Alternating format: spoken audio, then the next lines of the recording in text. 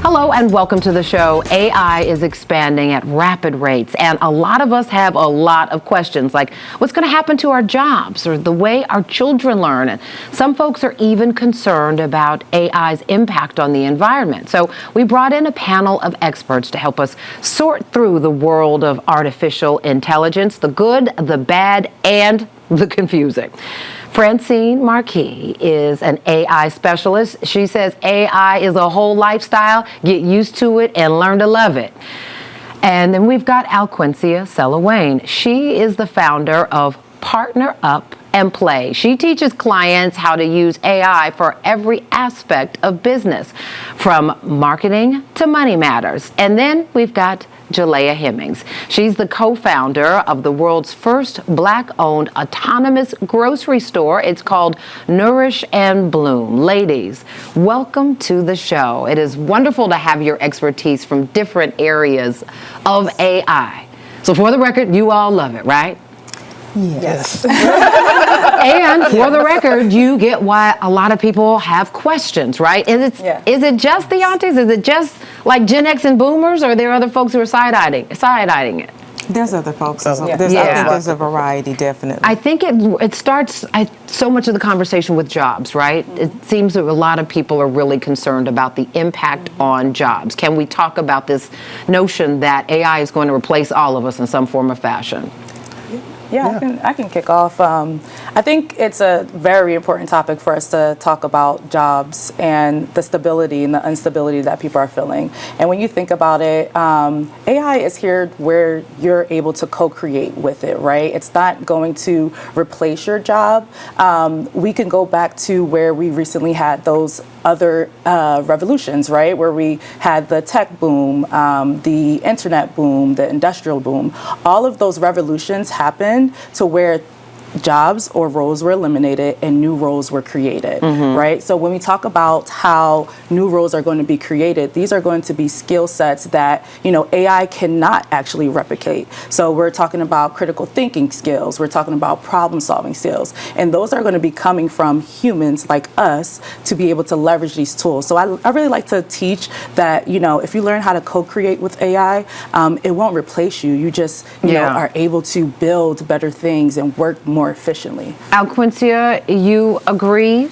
Even though we have seen people lose jobs for the robots, so to speak. I have a little different position on it, right? So we heard the slogan, AI is not going to replace you, it's going to be a human who does, right? But that's not the case. When you have a whole entire AI development team being replaced by the AI that they largely injected. Right. I think that AI is definitely going to take over a lot of jobs because that's what efficiency does, right? And it's not just AI, it's always been. But I do think that there's opportunities to create new jobs. So the skill and the concern is really upskilling or actually going into a whole different industry. And I think that this is where the humanities come into play more so. Like people are encouraging you to go into philosophy and ethics and things that we have to understand as we use AI. Got it. Well, some folks said, what are you going to do with a philosophy degree?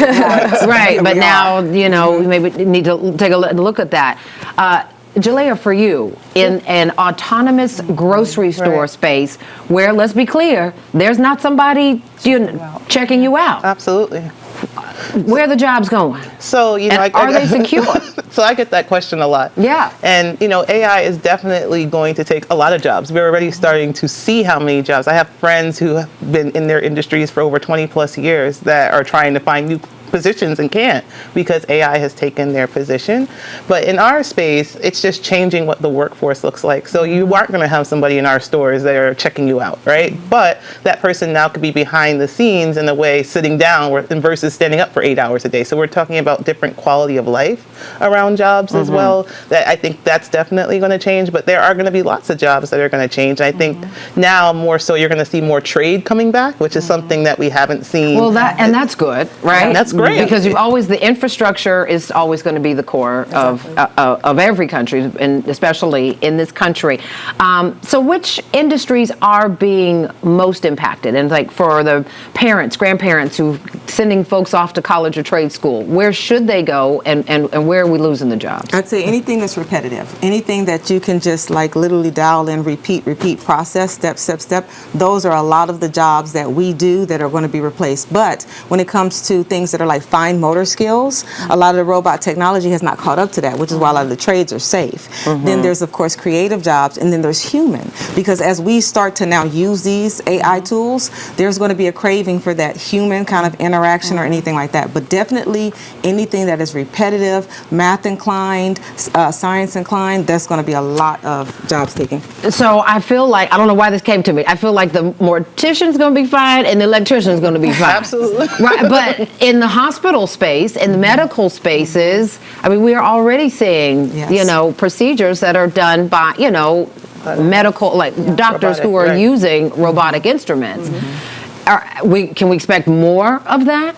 Absolutely. Well, and especially as it gets less expensive. That'll be the thing. Yeah, and I was going to say, like, absolutely, you'll see more of that, because I think it's coming with the ability to go through procedures much quickly, right? Yeah. And how people are thinking about it, like we mentioned here, is like efficiency, right? How we kind of like leveraging these tools of whether it's robotics or whether it's anything around technology that helps kind of like enhance the way that we kind of move forward with life. So I definitely think we'll see more and more of that. I want to touch on this concept of what's happening in the classroom, right? Okay, so COVID taught us that all of our kids know how to learn in a virtual space. I would have been messed up in school, right?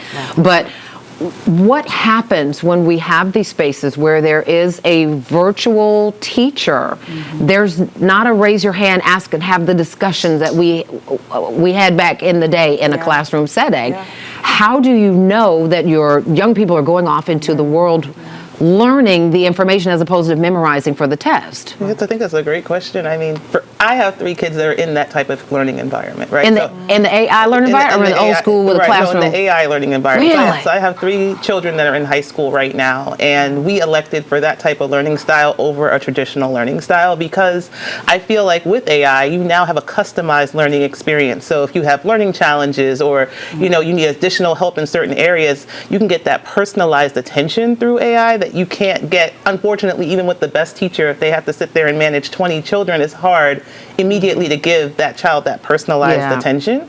And so for us, it's been a game changer. And then you get to spend more time learning what you want to learn and really kind of drive what your learning experience looks like, especially where we are now. Okay, I want you to hold on to your answers because after the break, we're going to talk a little bit more about the impact in academia and like what else is happening out there. I mean, the virtual assistants, the virtual bartenders, the virtual hotel, everything. I mean, they're either robots or it's pressing a pad and trying to get it right. And you better have your readers. Conversation continues right after the break.